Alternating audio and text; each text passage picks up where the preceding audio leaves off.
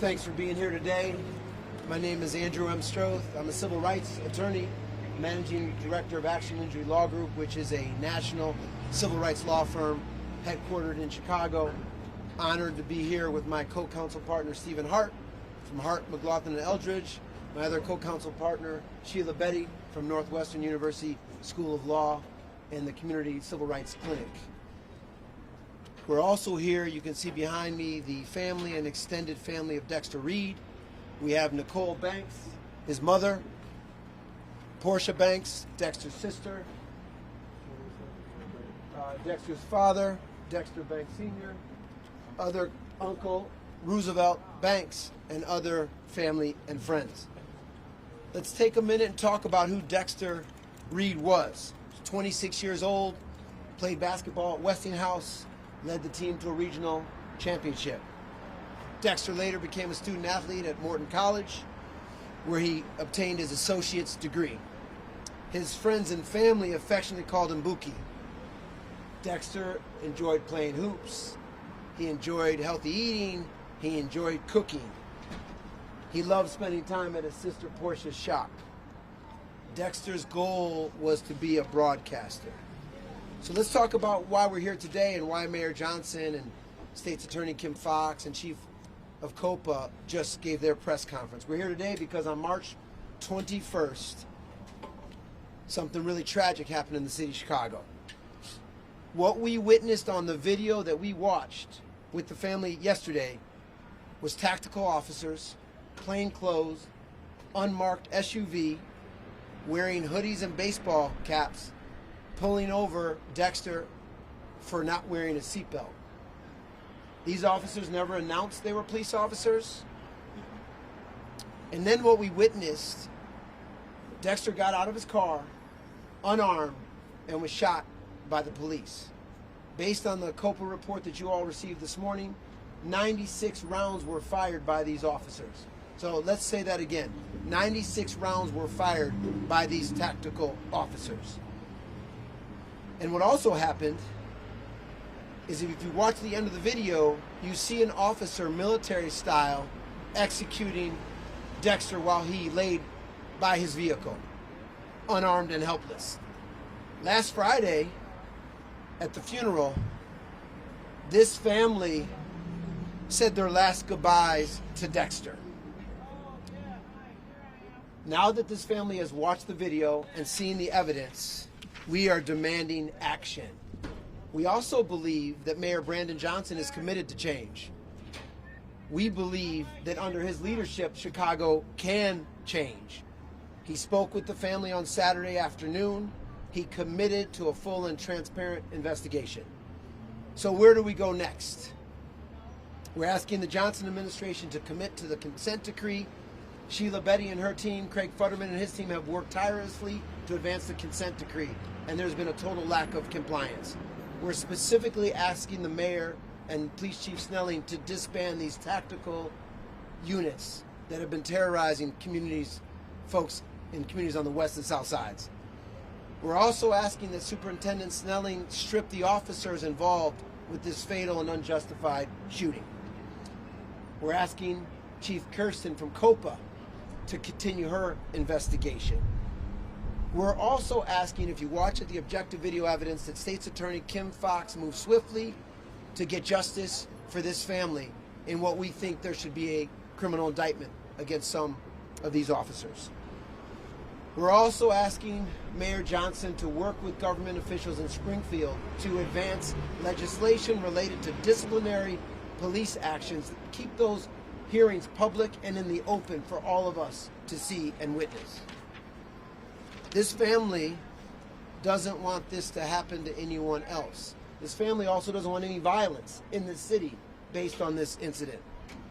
What we know is what started on March 21st as a pretextual, unconstitutional, and unreasonable search, and then 96 shots later, and then 3 or 4 additional shots shot into Dexter is unimaginable, and that's why this family and we are here today.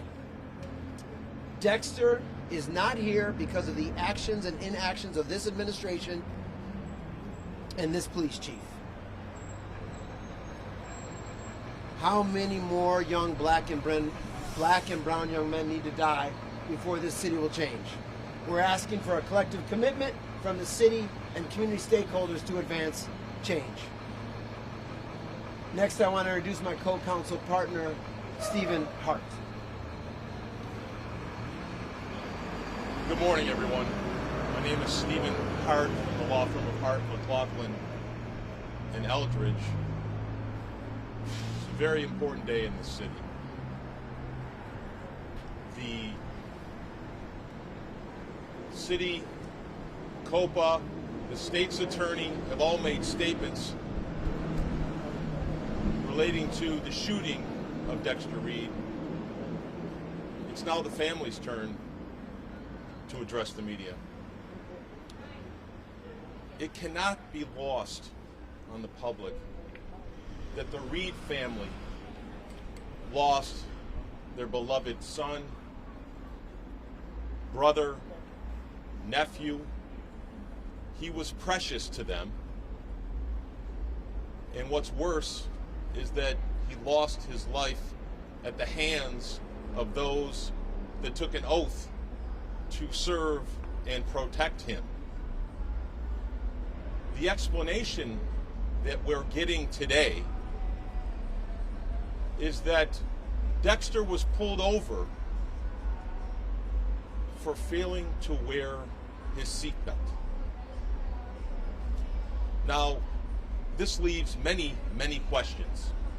Why were tactical officers jumping out of an unmarked police car with their guns drawn for a simple traffic violation of not wearing your seatbelt? Dexter did not run. There was no chase. They asked him to roll down his window. He did. And in response, he got guns in his face for not wearing a seatbelt. To us, to the family, that sounds disproportionate. It sounds pretextual.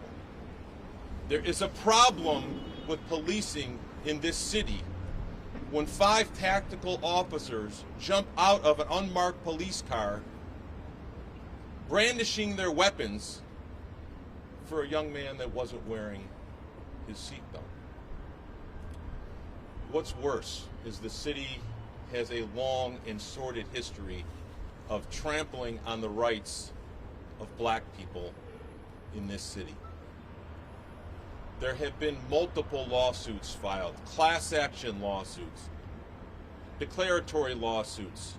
They've been filed by the Department of Justice, by institutions of higher learning, the Police Accountability Task Force, run by our former mayor, addressed the stop and frisk policies of this city. There is something very wrong about the manner in which the Chicago Police Department is policing our minority and underprivileged neighborhoods. And this is but another glaring and tragic example of the police policies and practices being instituted, and they led to the death of a 26-year-old young man for not wearing a seatbelt. I'll offer one more thought. The police department in this city often suggests that they have a right to discharge their firearms when they perceive a threat against them. Imagine a 26-year-old not having known what he did wrong and having 5 guns pointed at him. Do you believe he was frightened? Do you think his security and health and safety was threatened? So oftentimes we hear in unjustified shootings that officers felt they were at risk, that there was danger because someone was pointing a gun at them. Yet when they create the same set of circumstances, they fire away 96 times in 41 seconds. They fire away 40 times on an unarmed man outside his vehicle. And finally, they fire away after reloading their clips 3 times on a young man who was lying on the ground, having already been shot multiple times. It doesn't seem right to this family. It should not be comfortable for the citizens of Chicago. And so we're asking for a dialogue with the city, an important dialogue. We'd like to thank COPA for looking closely at this shooting. We have confidence that they'll investigate it thoroughly, and when they do, they'll bring the appropriate charges. We'd like to thank Kim Fox for her courage in what she has to review in the next couple of weeks. And now I'd like to ask... So Sheila Betty, Northwestern School of Law, Community Justice Clinic is going to speak, given her background on Monell violations in the city. So you already heard that the Reed family had to endure the unimaginable tragedy of watching Chicago police officers shoot their beloved Dexter Reed 96 times. But like all acts of police violence, this isn't just about the wrongdoing of these individual officers. It's about the violence that is inherent in policing and about the systemic deficiencies within the Chicago Police Department. Those videos demonstrate numerous serious systemic deficiencies that have not been remedied despite the millions of dollars that have gone into the consent decree. Let's start with the TAC teams. 2017, the United States Department of Justice documents in its investigation that TAC teams are violent, aggressive, racist.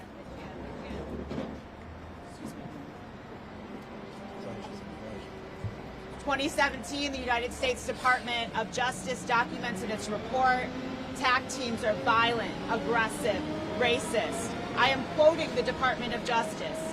Chicago Police Department TAC teams are out on the hunt. That is precisely what happened to Dexter Reed. Ununiformed officers, unmarked cars, a traffic stop for a seatbelt that begins with officers guns out, pointing, screaming commands. Next, let's talk about de-escalation. Every single thing, every single police officer did in this encounter escalated it over and over.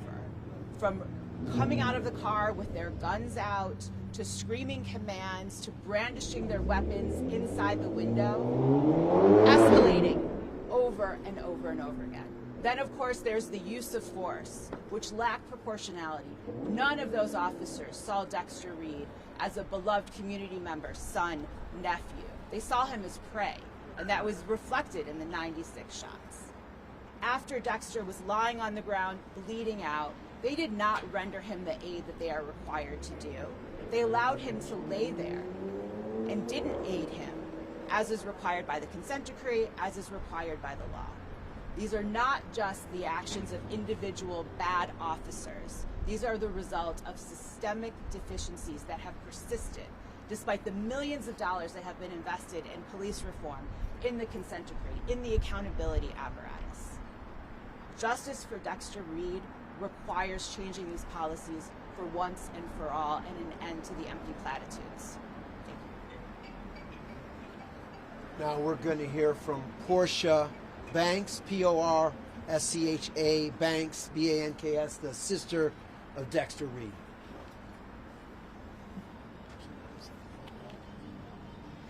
We just want answers. Regardless of the person that they try to portray Dexter as, he was not one of those.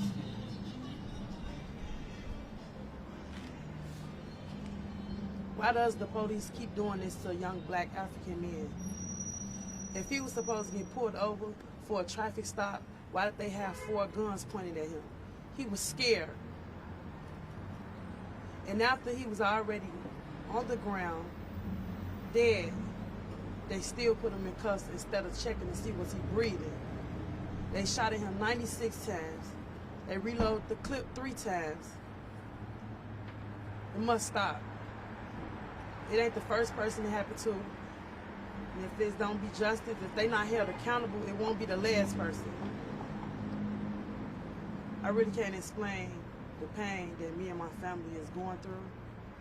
But I just hope that there's people out there that understand he was a son, he was a brother, he was an uncle, he have loved ones. He was somebody very important. He was not in the streets. And the image that they're trying to portray him to be, that was not him.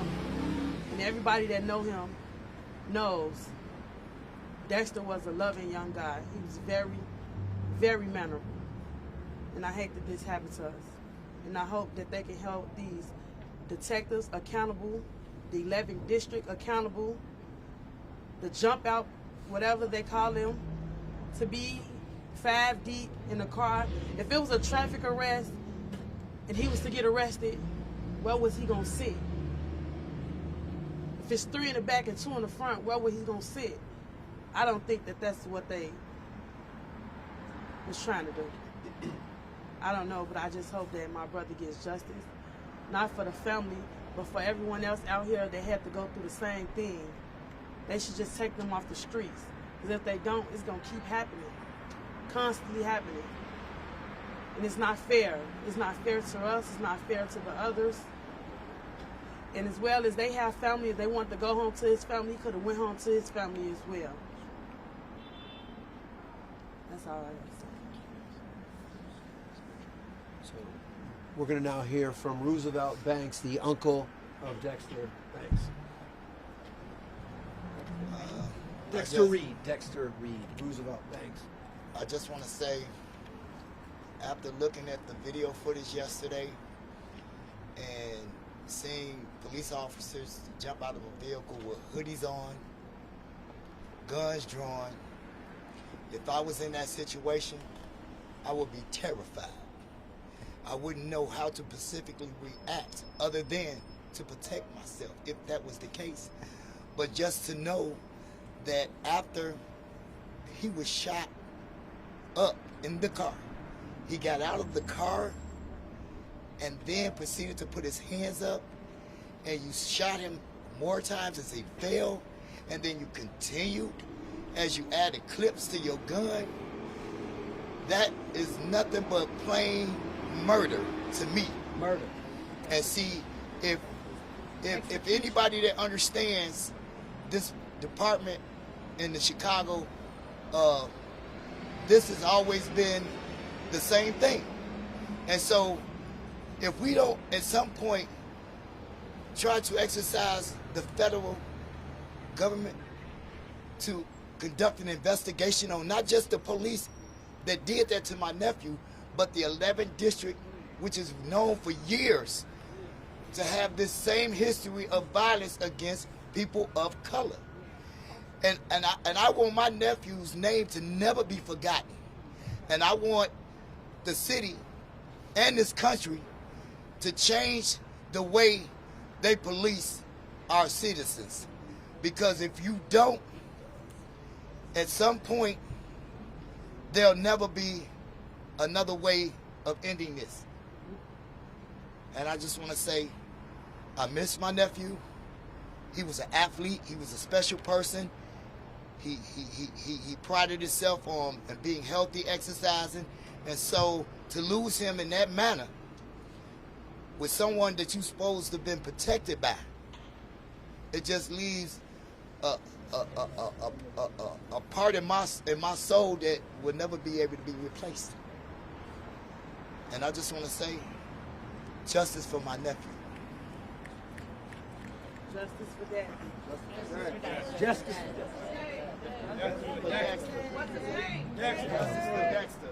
Dexter Reed. Dexter Reed Sr. is going to speak for 1 minute. How y'all doing? Yes. It was an unfortunate accident on March 21st. I just talked to my son that day, like at 5:59. You know, I didn't know that was going to be his last words to me. You know, and I'm very hurt. I'm very hurt right now. And I talked to Mayor Johnson Sunday, and I explained to him that those officers need to be held accountable. You know, and those officers need more training. You got young guys that's 2 years, 5 years experience. You know, And I seen the tape yesterday and how they approached the car, and it wasn't the proper protocol, First of all, the way she came to the car, aggressive, using profanity, and then he rolled his window down. Then the other officers come on the side, trying to intimidate him, stuff like that. My son probably was scared, And it's been a known fact in Chicago that police always target black and brown communities, people, And as my son got out pleading for help, they shot 96 times? 96. Yeah, it's too much. And then about 2 rounds? Come on, I'm watching that. Just imagine how your kids would feel if they got shot like that, And even when he was falling on the ground, pleading for help, begging, they still kept shooting. And when he was on the ground, I still had extra 4 shots. But it's not right.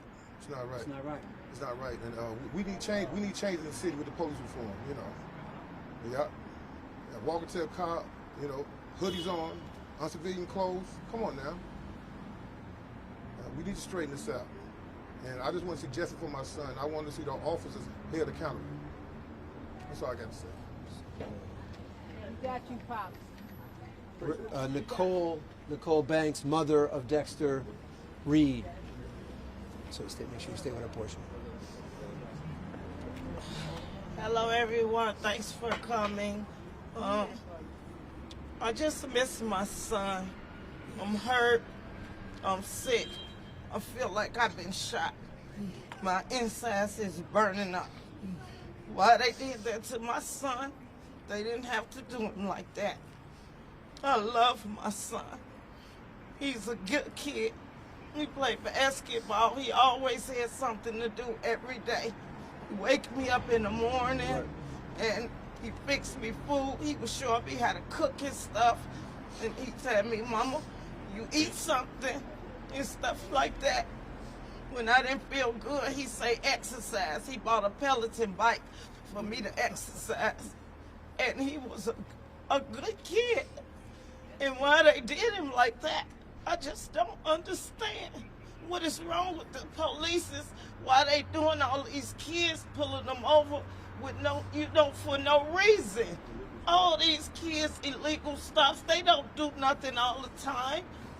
They just be outside trying to find their way. He had just bought his new car 3 days before that. And he was just riding around in his car. He said, Mom, I'm going for a ride. And they killed him. They killed him. They killed him. They killed him. This is James Gibson, tortured by John Burge and the Midnight Crew. Hello, everyone. My name is James Gibson. Enough! America! America! America! How come y'all hate us so much? How come y'all hate us so much? We doing everything. We did everything y'all told us to do. Put your hands up. Put them up. And y'all still shooting us. America! America! America! How come y'all hate us so much? Enough. There's no more need for investigations. The video clearly shows they shot the man on the ground. They jumping out gang banging with hoodies, with hoods on. America! America! America! How come y'all hate us so much? We doing everything y'all told us to do. Put your hands up.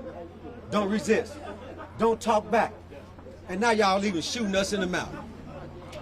I'm James Gibson on the land, man. There's no more need for any more investigations. We want to arrest. We want to arrest us now. They shot that man down in the streets, on the ground, in his mouth. America, America, America. How come y'all hate us so much? Miracle Boy, go ahead. Go ahead. Good afternoon, everyone. My name is Miracle Boyd. I'm 22 years old. I'm a youth organizer of Good Kids Mad City. and we are a youth-led gun violence prevention organization based on the south and west sides of Chicago. Our demands are simple. We demand the firing of the 5 officers who executed Dexter Reed while the investigation is still ongoing at this time. We demand an end to all traffic stops at this time and deem them unconstitutional. We demand that Mayor Brandon Johnson be held accountable for the officers on his force. And we demand for COPA, Superintendent Snelling, and Mayor Johnson to take immediate action and fire these officers. What I saw was police officers in streetwear clothing, blocking a man off, jumping out of unmarked vehicles, ambushing yet another black man just because they can. And just because the city of Chicago has done this for hundreds of years at a time, because our police departments are inherently violent and harmful to black and brown communities, organizers, black and brown people that look like me, that look like you, that look like you, that look like you, that look like all of us standing here demanding justice for Dexter Reed. And I am a survivor of police violence. And what I seen on that video was execution. He didn't just die. He was murdered and executed by the 11th district police officers, the same district who killed Pierre Lurie. And that is all. Thanks, Mayor Cole. We're gonna wrap up with Pastor Abercrombie, who's the pastor for the family of Dexter Reed. Good afternoon. My name is John Abercrombie. I'm the senior pastor of Zoe Life Ministries, located at 5151 West Madison. Today, as we're here, certainly our hearts are heavy, and I've had the opportunity to have eulogized the family, son. And not only that, on yesterday, I had the opportunity for the very first time to come here and to see the video. And as I saw the video, I did all I could and basically just began to weep and to see the carelessness, the cold-bloodedness of what took place and how that this event happened. Certainly we're praying for our city. We pray that the people in the city will still be calm, and we wait to see what will happen, and we're just believing that justice will be prevailed. This family is going to have to live with this. They'll never ever forget it. And so with that being said, let us all be mindful of what we need to do as it pertains to these officers and the ones that were involved in this violent shooting.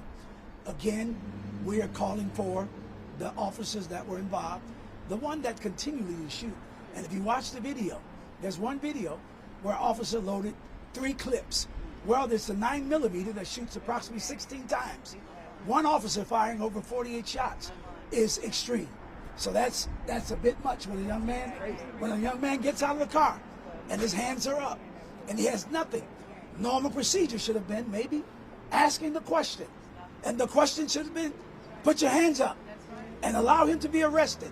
But no, the shots continued and they poured out. Not only was there carelessness in the shooting, homes were right behind there. And the police officers were not accurate in what they were shooting because they even shot their own vehicle up. So these are things that training and some other things need to be able to take place. So I'm praying for our police department. I support the police department. But again, I'm praying for this family. I want all of you that are listening, let's keep this family in mind, what they're going through, the mother and the father, the loss of their loved one and their children. God bless you. Thank you. We're going to have just one more speaker. Kofi, please come up. My name is Kofi Ademola, Kofi-Ademola. Back in 2016, we took the streets for 16 shots in a cover-up. 16 shots in a cover-up. And now we're here today with Dexter Reed's family. I can't even imagine 90+ shots. That is ridiculous, disgusting, horrible. Murder. It was an execution. I've seen carjackings happen. I know a carjacker will pull you over, bump the back of your car, or get in front of you, run up on you with guns, prepared to steal your vehicle, or even kill you. That wasn't a carjacking. That was a cartel-style mob hit. That was an assassination. That young man, only 26-year-old, enjoying his life, was assassinated by the Chicago Police Department. Murder. So now once again, we're out here demanding justice. See, myself, I'm a prison and police abolitionist. I believe the entire institution should exist. I believe in transformative justice. I believe our people need housing, love, and protection. But the police can't offer us that. They don't equal safety to us. Young people like Miracle Boyd doing transformative justice and restorative justice bring us safety. Violence prevention brings us safety. Not 5 tactical officers jumping out and shooting a man over 96 times. 96 times. So our demands are still as follow. We want those 5 officers fired immediately. We need the police board, we need COPA, we need Superintendent Snelling, who I spoke to directly last night. I looked him in his eye and told him he needed to fire those 5 tactical officers, that they need to immediately end those type of traffic stops. Police don't need to do those anymore. We need a whole independent organization who don't carry guns to do traffic enforcement. Police should not be doing that ever and again. Ever again, right? And we need those police taken care of immediately, because at the end of the day, like they said, this cycle will continue. We want the police to be defunded because too much money is going towards them having their fancy guns and their military tactics to come out and kill us. We need an end to that. The 2025 budget needs to be immediately reduced and not reflect the same way. So Mayor Johnson, we are demanding that you fulfill your promise, which you went back on because you gave the police more money. And now here we are today with another brother dead for no good reason. Murdered. Justice for Dexter. Justice for Dexter. Justice for Dexter. Justice for Dexter. Justice for Dexter. Justice for Dexter. I want to thank everyone for coming out and covering this important case. There's more work to do, but we hope it's a watershed moment to change in this city. So we're not going to take questions. Thank you very much.